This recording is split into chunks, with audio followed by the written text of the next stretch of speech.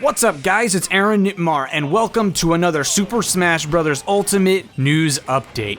Today's news comes from the man, the myth, the legend himself, Smash director Masahiro Sakurai, who did an interview with the official Switch News channel, which is a news channel that you can subscribe to on your Nintendo Switch. Now, credit for this transcript comes from NintendoEverything.com, who has the entire transcript of the interview uploaded in a very nice, easily readable format. So big credit to them. Source down below to read the full article. I won't be full on quoting it, so if you'd like to read the full thing for yourself, feel free to click down below. During this interview, Mr. Sakurai talks about a huge list of things, which ranges quite a bit from why the game is focused on casual to more game design ideology and why he chose to do certain things in a certain way versus how games were treated in the past for previous Smash titles. That sounds a little confusing right now, but we will talk about that in just a minute because this is probably the most interesting thing to me. But with that said, let's go ahead and jump right into it. So of course, the first question that Mr. Sakurai is asked is why the game focuses more on casual rather than the competitive scene, and he's asked what the main appeal of the franchise is to him. And his answer is that new fighting games can really be intimidating for new players who are just now discovering the scene. Maybe they were too young, or maybe this is just now a new passion for them. So it's really intimidating when you have all of these veterans, all these professionals, and you don't necessarily know, all of the button inputs, all the different things like that. So that's why at its core, he says that Smash is a casual game. His goal is that a new player could pick it up and could still have fun with the game even if they aren't the best at it. The next question is how the design for this game was approached as opposed to all of the previous Smash games. Obviously, we've had 4 total Smash games, I guess 5 if you include the 3DS version, which have been developed, and so each one does kind of have its own philosophy for how the game is designed, and this game is obviously no exception to the rule, and so obviously this question is pretty valid. And the first thing that Sakurai talks about is, of course, that this game includes every single character. And he touches on that by saying that we really tried our best to make the impossible possible to prevent players being upset that their favorite character was not going to be in the game. So clearly Sakurai heard when players were upset that a character wasn't in the game. You go from Melee to Brawl and people are upset that Youngling, Dr. Mario aren't in the game. You go from Brawl to Smash 4, people are upset that Ice Climbers or Snake isn't in the game. So he just said, I don't want to hear it anymore, and he put everyone in it. Now I'm not sure if it's more of an annoyed attitude or a sympathetic one. Obviously the annoyed one is funny because, there's the whole never ask me for anything ever again meme because it's just, nothing's ever enough for Sakurai. But there's also the sympathetic one, and I think that is actually more on target. Sakurai knows that everyone has a love for every character, and he hates to not include a character and have the fans be upset by that. So he said, I want to include everybody so that no one can be upset that any past character hasn't been in the game. That doesn't mean they won't be upset about new characters, mind, but they will not be upset about old characters not being in the game. He then goes on to discuss more of the actual universal design philosophies that were applied to each Smash game, not specifically just Smash Ultimate. So this actually gives a pretty interesting insight as to how the games were each developed. So first he talks about Melee, which in retrospect he says that may have been targeted towards more of a core audience. And obviously we can see that that's the case because of how much technical skill can be applied to Melee. And I think that's the core audience that he's talking about, the ones that will learn all of the core mechanics of the game, wave dashing, L canceling, shield dropping, all that kind of stuff. And he says that in retrospect because I don't really think that this was actually the full plan. Obviously, Smash was meant to be kind of a fighting game back when this game was developed, but it was still meant to be a casual game, meant to be a party game. That's why items and Pokemon and things like that were even included in the game in the first place. So I think he's saying, in retrospect, that game definitely was a bit too hardcore. So next, Sakurai talks about Brawl when the Wii came out, and this game had a totally different design philosophy because of the console that it was on. The Wii was definitely marketed as a more casual, family-friendly type of console. You had games like Wii Sports, Sakurai himself specifically mentions Wii Fit, where these kind of games became popular, where they attracted quite a bit of casual players, people who weren't necessarily into just holding a controller, but you had the Wiimote and nunchuck and you were able to move around, and so it wasn't necessarily as daunting to try and play a game as it was in previous generations of consoles. And with that, he wanted to design Brawl with a similar mindset. So they slowed down the speed a bit. He says a bit, but the speed was absolutely slowed down way more than just a bit. But he says that they slowed down the speed so that these new players would be able to enjoy the game and adjust to it well. He then mentions that the 3DS version was of course designed for a handheld and was on a small screen, so they needed to design a game which felt right on a portable system and looked good on such a small screen. He then compares this to the Switch version of the game, which isn't on a portable device, isn't small screen size, and isn't going to necessarily attract a ton of casual players like the Wii would. A lot of people who are going to play this game have already played video games before, or specifically have played Smash before, so he doesn't really need to set up a learning curve in the way that he did for Brawl. So he says that he's brought the tempo up of the game, and it seems like that's going to be a safe bet for this game, that it's not going to be very, very noob friendly like Brawl was. The interviewer then asks how Sakurai would describe the overall speed of the gameplay, and Sakurai gives a really interesting answer. He says that it's more the sense of tempo than it is speed, and I think this is a very, very fine distinction that is not something that I actually thought of before right now. It's not that the game itself is going to be fast, and the comparison here I think is very subtly he's comparing it to Melee and how fast that game is. It's not really how fast you can do things as the attacking character.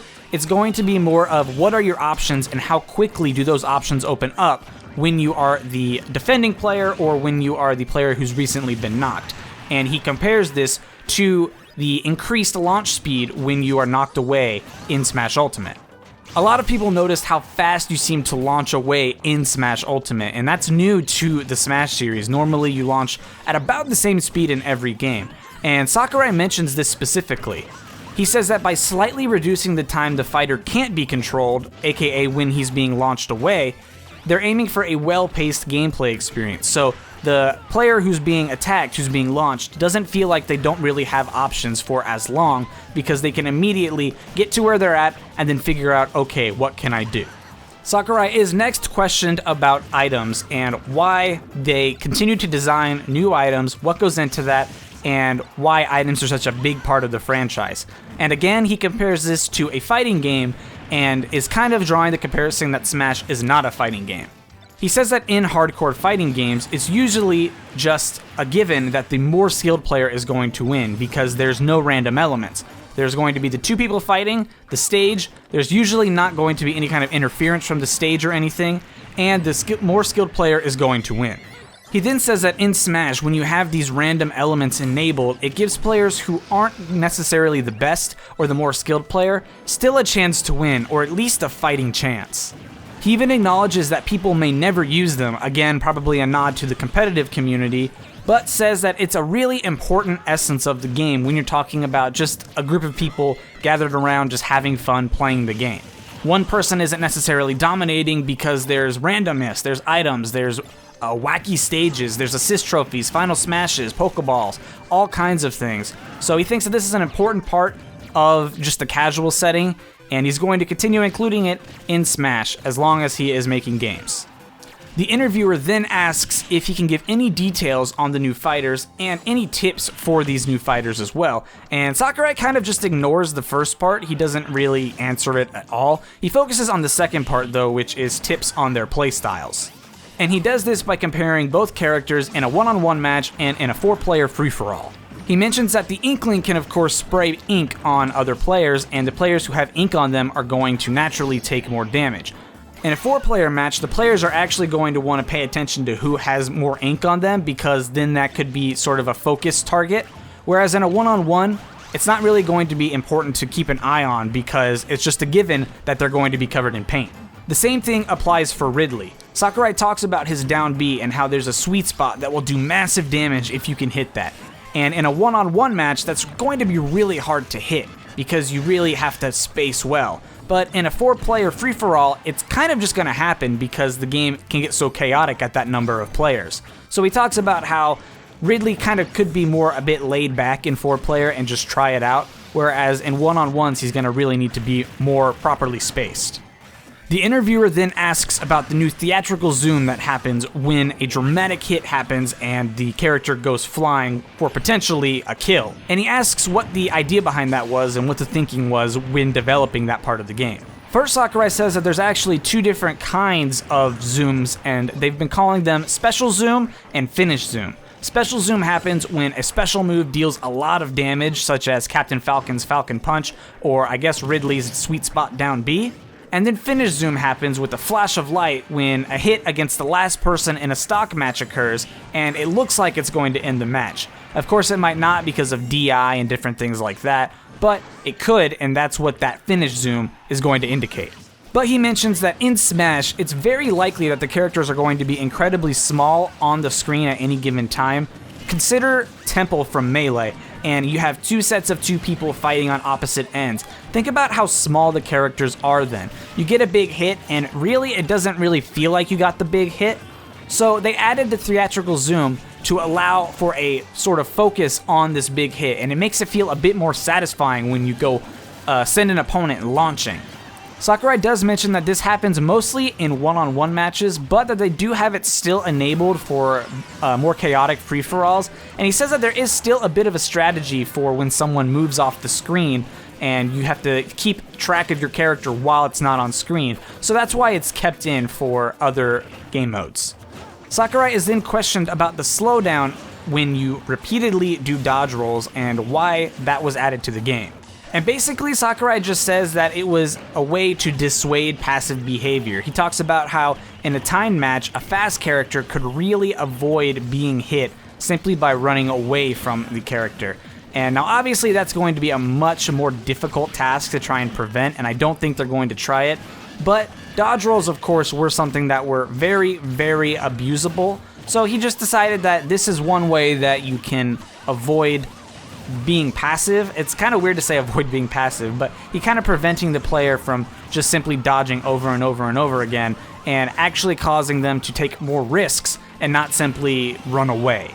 Next is a question about the new control option where you press the jump and attack buttons at the same time and do an automatic short hop attack. And of course he's asked what was the thinking behind this and why is it in the game and how do you think players will use it?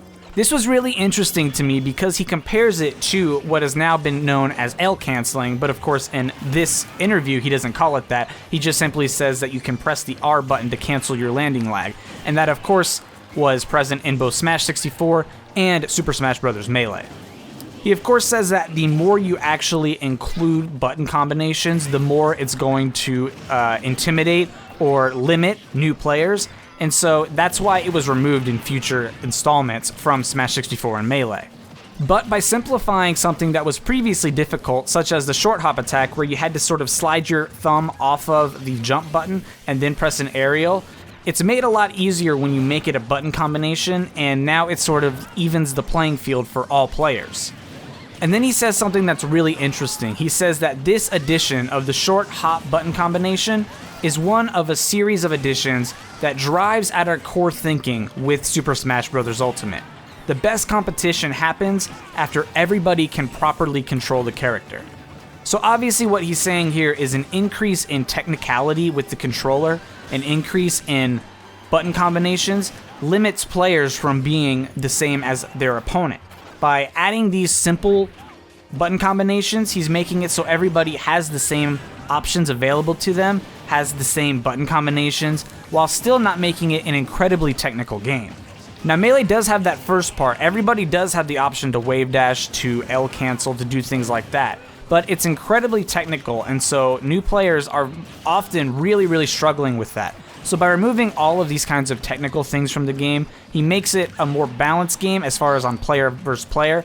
Obviously the better player who has better control is still going to win. You know, you can't give the player better control within the game itself. They still need to be in charge of that based on their controller. But it's really interesting that instead of removing a short hop attack, they made it a thing in the game, versus L canceling, which was removed for a while and seems to be now an automatic cancel in the game, as far as, you know, every character pretty much seems to have low ending lag on their aerials. So it's a really interesting insight into his game design and how he really likes the ability to really control your character, but he still wants to make it as open and available to casual players as he can. Sakurai is then asked about the difference in damage between a one-on-one and a 4-player free-for-all and how that was decided on for this game. And Sakurai basically says that in a 4-player match, it seems to be about the right amount of time because you have more opportunities to get damage dealt. I mean, you're one person and you have 3 people fighting.